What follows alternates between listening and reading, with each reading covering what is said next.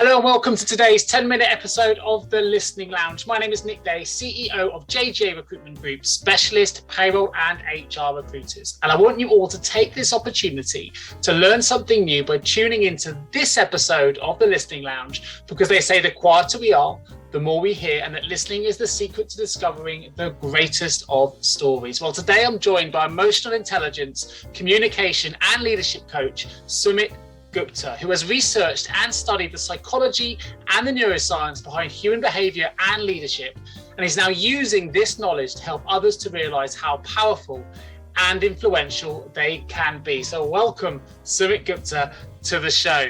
Here is my first question. What does the word or the phrase or the title human resources mean to you? I think for me, it's an evolving phrase. I think we are evolving from seeing people as resources to seeing people as people. So for me, it's something which we have caught on from the 20th century, but I think it will evolve in the 21st century, and it is already evolving to really see the potential in people for who they are, like seeds, which can grow, which can flourish and nourish, rather than a resource to be utilized for a particular project or business and so on. Let's talk about your website, because on there, you mentioned that you regularly see very talented, very smart people undersell themselves, that they, as a result of that, they sometimes can limit their dreams, their desires and their results. And you say it's because of three main factors. So rather than me tell the audience here, I wonder if you could just give us a flavor of what you think those three main factors are that are really limiting performance, or in particular context of this podcast, leadership capability. I think one of the main reasons why I think even very successful people, very successful leaders feel like empty or hollow from the inside is the culture that we are living in. And I think it's a very interesting conversation where we are put down whenever we try to stand out. And especially if you look at organizations, people are always expected to behave according to a certain profile, to a certain job description. And anything which goes beyond that is, rather than seeing it as a unique trait of somebody, people are pushed down. And this also happens when we are growing up in our families, in our culture. We are asked to adhere to the rules of the school, to the rules of the community, to the rules of the family.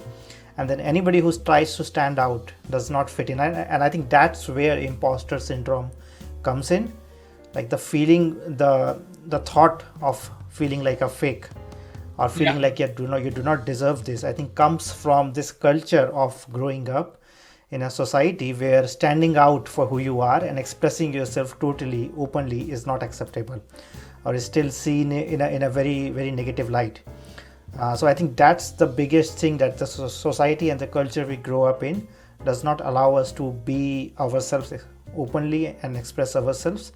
And that stops us from actually dreaming big, going after what we dream, and to be just open to who we are authentically. Okay, just to play devil's advocate with that slightly, do you not think as humans we need boundaries though? If we took those boundaries away, could it result in bedlam? We need rules. We need certain things to keep an order to things. So where does that boundary? Where does it leave us with those boundaries? What would you come back with that? I think boundaries are very important, right? But boxes are not. What we are doing is putting people into boxes. When we label people as their role or as their nationality or as their title, we are putting people into boxes. So yes, boundaries are important. So that's where the values come in. The values of a society, the values of a company. Do you think leaders take enough time to self-reflect? Do you think we're so head down? And I would terminate, there's an up campaign of look up more, and actually looking up from a strategic point of view, looking up just if you're outdoors. Do you think leaders spend enough time or dedicate enough time on self-reflection? So I have seen both kinds of leaders. I know a lot of leaders who regularly take time off and put time in their calendar, either on a weekly basis, sometimes even multiple times a week, to reflect. Yeah. To reflect alone, then to reflect with their teams, and then to reflect with their organizational leadership. So reflection can also happen on multiple levels. But at the same time, I also know a lot of people who do not take that time, or who see that taking that time is actually a waste of time, or always be focused on the results, always be focused on driving progress rather than stopping. And one of the phrases which I love and which I try to use with leaders is that slow down to speed up. Yeah. It's sometimes to speed up, what you need to do is to slow down. Sure. It's like refueling your car. If you don't refuel your car because you're in a hurry, you will eventually be stranded on the side of the road. What's the main relevance or importance of coaching then when it comes to leadership? So from a personal capacity, I think many times we cannot see our own blind spots. So if I am a very action-oriented person, then every problem I face, every challenge I face, every dream or ambition, I will apply the same mentality there, right? So by definition, I will not be able to see the other side of the story or a different way to looking at things, right? So I would not be able to slow down, maybe interview 5 people and then take their feedback, right? So I might miss a lot of things.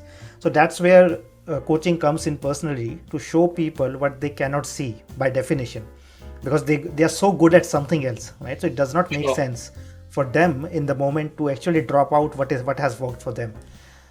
So coaching for me is a way to see the mirror. And you see the mirror. Why do we all see the mirror in the morning, right? We see the mirror because we want to see what we cannot see. We cannot see our face, so we look at the mirror and then we fix something if we see something new. Yeah. And the coaching metaphor is the same metaphor, that you work with a coach.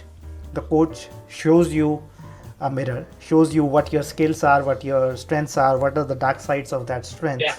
And then that gives you an opportunity to do something about it.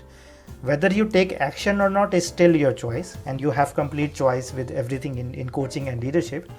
But the biggest barrier is not even seeing that. So it's like that I don't even know that I don't know. And that's a very, very important distinction, because I do not know guitar. Like I can see guitar behind you. Yeah. I do not know guitar, but I know. I'm not sure I do. They look nice though.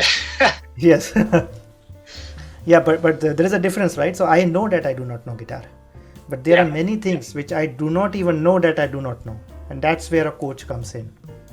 So how do you deal with then? Because sometimes self-reflection can be a painful exercise. It's not something we're always, that we think we're open to it, and then suddenly someone comes, I mean, I'll use the word criticism, I'm sure you put it in a more delicate way, but the reality is we may look at that mirror and not always like what we are being told we're seeing, or actually what we are seeing. So we don't always admit it to ourselves, right? So how do you get over those hurdles when quite clearly there's an issue there, quite clearly you've identified it, but for whatever reason or not, there's a defensive barrier, defensive wall that comes up in our leadership capabilities, which we don't like being questioned. Although the reality is very few of us are actually trained in leadership skill. We get to those roles through usually performance that doesn't involve leadership, which is quite an interesting conversation on its own. How do you as a skilled coach bring those walls down? I think that's the second part of coaching, which I was talking about from a leadership perspective. Coaching is also a leadership style, or a way to communicate where you have the other person see what is missing for them. So you are a facilitator in the process. So it's not like the coach is telling them this is your weak spot, because that can immediately put you into a defensive state, as you said, right? So it's through a process of questioning and through a process of always taking permission to go deeper and to address some of those things, and then have the person through a conversation automatically look at what they might be missing. So the coaching process itself is creating that safe space, first of all, where you can have those conversations, where you can slow down deliberately, like I'm doing now. So you can slow down deliberately. You can give space for those conversations which you don't normally have. You can give space for those defensiveness to come out, or those emotions to come out. And then it's very important for the coach to not react, to hold the space. All right. So if somebody is reacting in whichever way, whether it's anger, whether it's emotion like sadness, or whether it's a very vulnerable position, it's important for the coach to hold the space, right? To create a container under which the person, first of all, can feel fully safe and to share whatever they want to share without the fear of being judged, or being put into a box, again, put into labels. And I think that's a very important thing. Thank you all for joining me today on the Listening Lounge. You've been listening to Nick Day and Sumit Gupta, and I want to thank you all for joining me. And remember, every good conversation starts with good listening. Till next time.